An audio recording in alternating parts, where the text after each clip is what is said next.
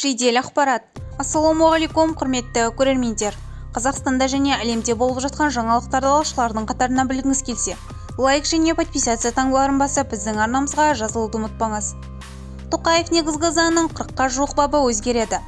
Парламенттік реформа жөніндегі жұмыс тобының бірінші отырысында сөйлеген сөзінде президент Конституцияға бірқатар өзгеріс енгізу қажет болатынын айтты.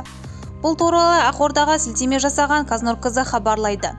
Мемлекет басшысы ретінде мен үшін парламент еліміздегі саяси жүйенің негізгі тірегі. Сондықтан алдымен Конституцияға бірқатар өзгеріс енгізу қажет болады. Негізгі заңның 40-қа жуық бабы өзгереді. Содан соң кем дегенде 10 конституциялық заңға және 50-ден астам кодекс пен заңға түзету енгізу керек болады. Мұны жаңа конституцияға қабылдаумен тең келетін істеуге болады.